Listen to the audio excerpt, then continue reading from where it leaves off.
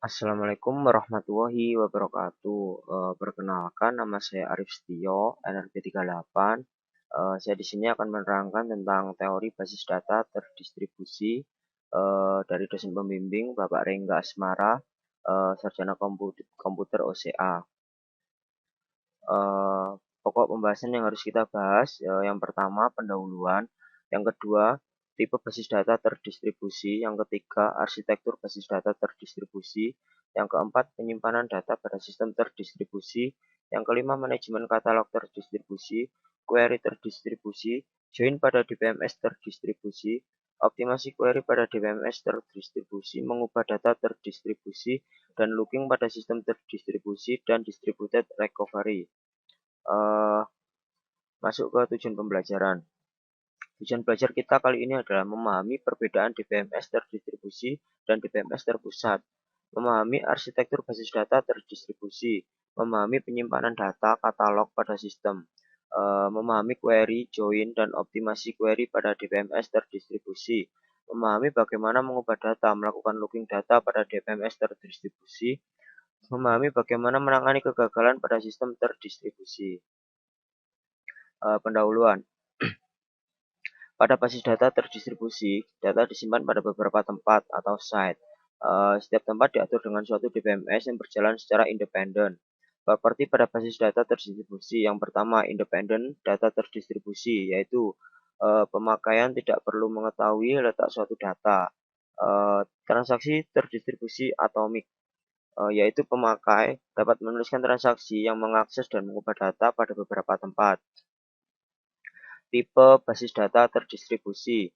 Terdapat dua tipe basis data terdistribusi, yaitu yang pertama homogen, suatu sistem di mana setiap tempat menjalankan tipe DBMS yang sama. Yang kedua heterogen, yaitu suatu sistem di mana setiap tempat yang berbeda menjalankan DBMS yang berbeda, atau relational DBMS atau non-relational DBMS. Ini contoh basis data terdistribusi heterogen. Arsitektur basis data terdistribusi. Terdapat dua arsitektur alternatif DBMS terdistribusi, yaitu arsitektur client-server, arsitektur collaboration server. Arsitektur client-server, yaitu sistem client-server mempunyai satu atau lebih proses client dan proses server, dan juga sebuah proses client dapat mengirim query pada sembarang proses server. Klien bertanggung jawab pada interface user, sedangkan server mengatur data dan mengeksekusi transaksi. Ini contoh sistem client server, yaitu klien ke server dan ini query-nya. Arsitektur client server. Alasan arsitektur ini menjadi populer adalah implementasi yang relatif sederhana karena pembagian fungsi yang baik dan server yang tersentralisasi. Mesin server yang mahal sehingga utilitas tidak terpengaruh pada interaksi pemakai. Klien dapat menjalankan interface berbasis grafis sehingga lebih mudah dibandingkan dengan interface server yang tidak user-friendly. Arsitektur client-server. Pada saat menulis aplikasi client-server, perlu diingat batasan antara klien dan server untuk menjaga komunikasi antara keduanya yang berorientasi himpunan. Khususnya membuka kursor dan mengambil tupel pada satu waktu membangkitkan beberapa pesan dan dapat diabaikan. Arsitektur collaboration server. Collaboration server digunakan untuk mengurangi perbedaan yang digunakan oleh alternatif arsitektur klien dan server. Terdapat sekumpulan server berbasis data yang menjalankan transaksi data lokal yang bekerja sama mengeksekusi transaksi pada beberapa server. Jika server menerima query yang membutuhkan akses ke data pada server lain, sistem akan membangkitkan subquery dan dieksekusi server lain dan mengambil hasilnya bersama untuk menggabungkan menjadi query asal. Ini contoh kolaborasi sistemnya. Penyimpanan data pada sistem terdistribusi. Relasi disimpan pada beberapa tempat. Pengaksesan relasi yang disimpan pada remote site mengakibatkan biaya melewatkan pesan. Untuk menguranginya, sebuah relasi dipartisipasi untuk difragmentasi ke beberapa tempat di mana fragmen tersebut sering diakses. Fragmentasi. Fragmentasi terdiri dari relasi yang dibagi ke relasi atau fragmen yang lebih kecil dan mengirim fragmen tersebut pada beberapa tempat. Terdapat dua macam fragmentasi, yaitu fragmentasi horizontal dan vertikal. Fragmentasi horizontal, setiap fragmen terdiri dari sebuah subset baris dari relasi asal, sedangkan vertikal, setiap fragmen terdiri dari sebuah subset kolom dan relasi asal. Ini contoh fragmentasi vertikal dan fragmentasi horizontal. Replika. Replika merupakan proses penyimpanan beberapa kopi dari sebuah relasi atau fragmen relasi. Keseluruhan relasi dapat direplikasi pada satu tempat atau lebih. Berikut adalah ilustrasi replika. Set A dan set B. R1, R3, R2, R1. Ini contoh replika. Replika motivasi untuk replika. Yang pertama, meningkatkan ketersediaan data. Jika sebuah tempat yang berisi replika melambat, kita dapat menemukan data yang sama pada tempat lain. Jika kopi lokal dari relasi yang diremot tersedia, maka tidak terpengaruh saluran komunikasi yang gagal. Evaluasi query yang lebih cepat karena dapat menggunakan kopi lokal dari relasi termasuk ke remote site. Manajemen katalog terdistribusi. Menyimpan data terdistribusi pada beberapa tempat dapat menjadi sangat kompleks dengan nama yang berbeda. Menyimpan data bagaimana relasi defragmentasi dan replikasi. Bagaimana fragmen relasi didistribusikan ke beberapa tempat yang disimpan. Query terdistribusi. Fragmentasi horizontal. Tuple dengan rating lebih kecil dari 5 pada Shanghai dan lebih besar sama dengan 5 pada Tokyo, maka harus dihitung sum dan count pada kedua tempat. Fragmentasi vertikal, yaitu SID dan rating pada Shanghai, SNAME, dan X pada Tokyo. Replikasi Shailor dikopikan pada kedua tempat. Join pada DPMS terdistribusi. Contohnya London menyimpan 500 halaman Shailor dan Paris menyimpan 1000 halaman reservoirs. Contohnya London menyimpan Shailor 500 halaman dan Paris menyimpan reservoirs 1000 halaman. Gambar contoh sistem terdistribusi. Semi join. Teknik ini ditujukan untuk mengurangi jumlah tuple reserve yang dikirim dengan mengurangi biaya komputasi dan proyek pengiriman dan untuk biaya pengiriman relasi reserve penuh. Idenya terdiri dari langkah sebagai berikut. Di London, proyeksikan Shailor ke kolom join dan dikirim ke Paris. Di Paris, lakukan join pada proyeksi Shailor dengan reserve. Hasil join disebut reduksi dan reservoirs dengan Shailor. Kirimkan reduksi reservoirs ke London. Pada London, join Shailor dengan reservoirs yang sudah direduksi. Optimasi query path DPMS terdistribusi. Untuk optimasi query pada sistem terdistribusi menggunakan pendekatan biaya. Perbedaan optimasi query pada sistem terdistribusi dan sistem tersentralisasi. Yang pertama, biaya komunikasi harus dipertimbangkan. Yang kedua, otonomi tempat lokal harus diperhatikan. Yang ketiga, menggunakan metode join terdistribusi yang baru.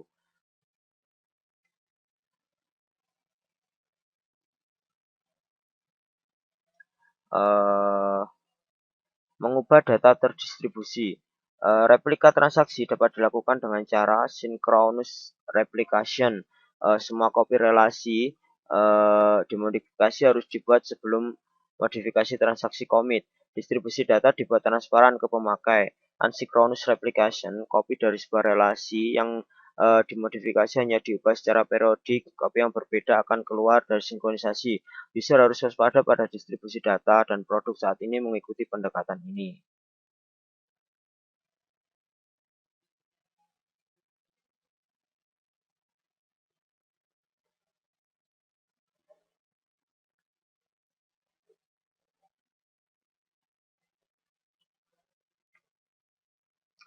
Synchronous replication. Dua teknik untuk menjamin transaksi terlihat nilai yang sama dengan kopi. Yang pertama voting, yang kedua read any, read all. Yang voting transaksi harus menulis mayoritas kopi untuk memodifikasi sebuah objek.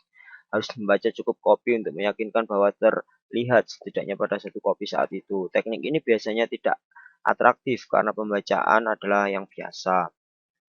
Sedangkan read any, read all, penulisan lebih lambat dan pembacaan lebih cepat daripada teknik voting. Teknik ini banyak digunakan pada synchronous. Sedangkan synchronous replication, yaitu pemilihan teknik synchronous replication akan menentukan tempat mana yang terkunci untuk setting. Biaya pada synchronous replication adalah sebagai berikut. Sebelum transaksi yang diubah commit, harus dilihat penguncian pada semua kopi yang dimodifikasi. Kirimkan perintah log ke remote site dan sementara menunggu respon pegang kunci yang lain. Jika tempat atau saluran gagal, transaksi tidak dapat commit sampai transaksi kembali. Meskipun tidak terjadi kegagalan, commit harus mengikuti commit protokol dengan beberapa pesan yang mahal. Karena itu, alternatif teknik asynchronous replication banyak digunakan. Asynchronous replication yaitu mengizinkan modifikasi transaksi commit sebelum semua copy diubah. Pemakai harus waspada copy yang keluar dari sinkronisasi untuk satu periode waktu yang pendek. Teknik asynchronous replication menggunakan dua pendekatan yaitu primary set dan peer-to-peer replication. Perbedaan terletak pada beberapa banyak copy yang dapat diubah atau copy master. Peer-to-peer replication. Lebih dari satu copy dari satu objek dapat menjadi sebuah master. Perubahan ke copy master harus dipropaganda ke copy lain dengan cara berlainan. Jika dua copy master diubah dan terjadi suatu konflik harus dipecahkan. Teknik ini bagus digunakan jika konflik tidak terjadi, misalnya setiap tempat master memiliki fragmen, disjoin, dan yang memiliki hak pengubahan milik oleh satu master pada satu waktu. Primary set replication, tempat satu copy dari suatu relasi digunakan sebagai primary copy atau master copy. Replika pada tempat lain tidak langsung diubah, primary copy dipublikasikan. Tempat lain menjalankan fragmen ke relasi ini, terdapat beberapa copy sekunder. Isi utama adalah bagaimana pengubahan primary copy dapat dipropaganda ke copy sekunder. Hal ini dapat dilakukan dalam dua langkah. Langkah pertama, ambil perubahan yang dibuat dengan transaksi commit. Langkah kedua, aplikasi perubahan tersebut. Implementasi primary set pada asynchronous replika. Isu utama dalam mengimplementasikan primary set replication adalah menentukan berapa banyak perubahan ke primary copy, propaganda ke copy sekunder. Perubahan biasanya dipropaganda dalam dua langkah yaitu capture dan apply. Perubahan dibuat dengan transaksi commit ke primary copy yang diidentifikasi selama langkah capture dan propaganda ke copy sekunder selama langkah apply. Implementasikan langkah capture. Langkah capture diimplementasikan dengan satu dari dua pendekatan yaitu long-based capture dan procedural capture. Long-based capture long menyimpan recovery digunakan untuk membangkitkan change data table atau CDT. Jika hal ini dikerjakan ketika log terakhir ditulis ke disk, harus menghapus perubahan ke subsequent yang dihentikan transaksi. Procedural capture, suatu prosedur yang secara otomatis dibangkitkan atau trigger mengerjakan capture. Implementasi capture dengan log-based capture lebih baik karena lebih murah dan lebih cepat, tetapi harus memahami detail dari properti log. Implementasikan langkah apply. Proses apply dapat pada tempat sekunder secara periodik mengakibatkan perubahan ke tabel CDT dari primary site dan mengubah copy. Periode didefinisikan oleh temp atau pemakai aplikasi replika dapat dipandang lebih dari relasi yang dimodifikasi. Jika ini terjadi, replika terdiri dari pengubahan pandangan material yang naik sebagai perubahan relasi.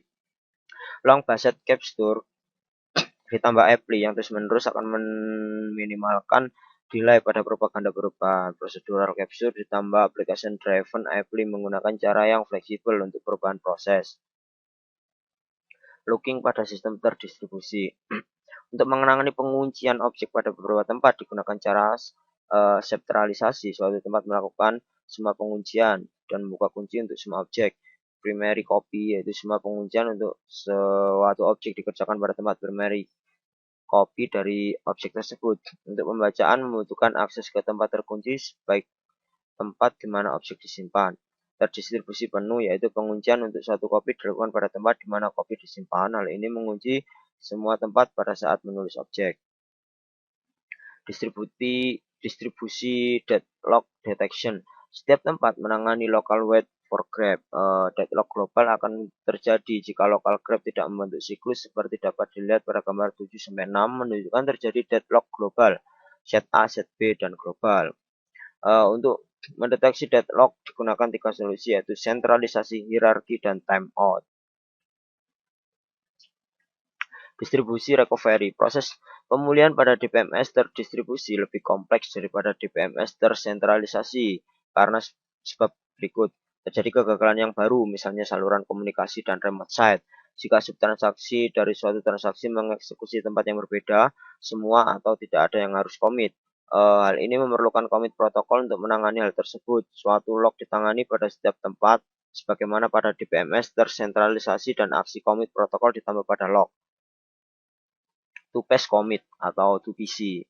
Tempat di mana transaksi asal disebut koordinator, sedangkan tempat lain di mana transaksi mengeksekusi disebut subordinat. Jika sebuah transaksi ingin commit, maka koordinator mengirim pesan prepare ke semua subordinat. Subordinat memaksa menulis rekaman log abort atau prepare dan mengirim suatu pesan no or yes ke koordinator.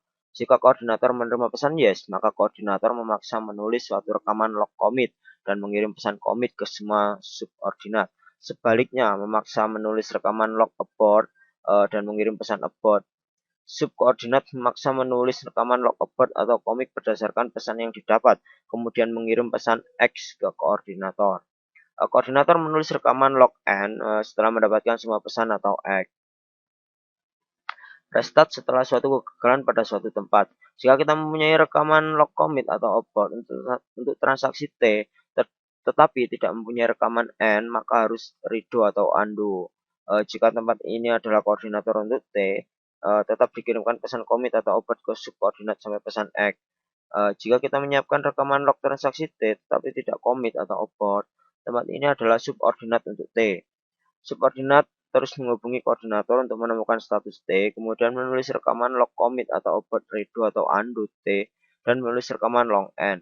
Jika kita tidak menyediakan rekaman log untuk T, secara sepihak akan abort dan undo T. Tempat ini memungkinkan koordinator, jika ya, subordinat mungkin mengirim pesan. Kita masuk ke latihan soal. Yang pertama, apakah keuntungan DBMS terdistribusi dibandingkan dengan DBMS tersentralisasi? Jawabannya adalah pada basis data terdistribusi, data disimpan pada beberapa lokasi dengan tujuan untuk membuat distribusi yang transparan. Pada basis data terdistribusi, distributed data independent, pemakai tidak perlu mengetahui lokasi data, dan distributed transaction atomicity, di mana tidak ada perbedaan antara transaksi terdistribusi dan transaksi lokal. Jika semua lokasi menjalankan perangkat lunak DBMS yang sama, sistem disebut homogen. Selain itu disebut heterogen, sedangkan tidak demikian pada DBMS tersentralisasi. Yang kedua, gambarkan arsitektur client server dan collaboration server. Ini jawabannya untuk gambaran arsitektur client server dan untuk arsitektur collaboration server bisa dilihat sendiri. Yang ketiga, pada arsitektur collaboration server, jika suatu transaksi dikirim ke DBMS, akan digambarkan bagaimana aktivitas tempat yang berbeda dikoordinasi. Secara khusus, gambarkan aturan manajer transaksi pada tempat berbeda, konsep atomik transaksi terdistribusi. Ini jawabannya. Yang keempat, definisikan fragmentasi dan replikasi dalam hal di mana data disimpan. Fragmentasi terdiri dari relasi yang dibagi ke relasi atau fragmen yang lebih kecil dan mengirim fragmen. Pada beberapa tempat terdapat dua macam fragmentasi, fragmentasi horizontal dan vertikal. Pada fragmentasi horizontal, setiap fragmen terdiri dari sebuah subset baris dan relasi asal, sedangkan vertikal terdiri dari sebuah subset kolom dan relasi asal. Ini contohnya fragmentasi vertikal dan fragmentasi horizontal gambarannya. Sedangkan replikasi berarti bahwa kita menyimpan beberapa kopi sebuah relasi atau fragmen relasi. Keseluruhan relasi dapat direplikasi pada satu atau lebih tempat. Sebagai contoh, jika relasi R difragmentasi ke R1, R2, dan R3, memungkinkan terdapat hanya satu kopi R1, di mana R2 adalah replikasi pada dua tempat lainnya, dan R3 replikasi pada semua tempat. Yang kelima, apakah perbedaan antara replikasi sinkronos dan asinkronos? Jawabannya sinkronos replication, yaitu semua kopi dari relasi yang dimodifikasi atau fragmen harus diubah sebelum memodifikasi transaksi commit. Distribusi data dibuat transparan ke pemakai. Sedangkan asinkronous replication, yaitu kopi dari sebuah relasi yang dimodifikasi hanya diubah secara periodik. Kopi yang berbeda akan keluar dari sinkronisasi. User harus waspada pada distribusi data. Produk saat ini mengikuti pendekatan ini. Yang keenam, definisikan, distribusikan data independen. Jawab, distributed data independen adalah pemakai tidak perlu mengetahui lokasi data. Yang ketujuh, bagaimana teknik voting dan read one, read all diimplementasikan pada replikasi sinkronos? Jawab, voting, transaksi harus menulis mayoritas kopi untuk memodifikasi sebuah objek, harus membaca cukup kopi untuk meyakinkan bahwa terlihat setidaknya satu dari kopi saat itu. Misalnya terdapat 10 kopi, 7 penulisan untuk perubahan dan 4 kopi untuk pembacaan. Setiap kopi mempunyai nomor versi. Teknik ini biasanya tidak atraktif.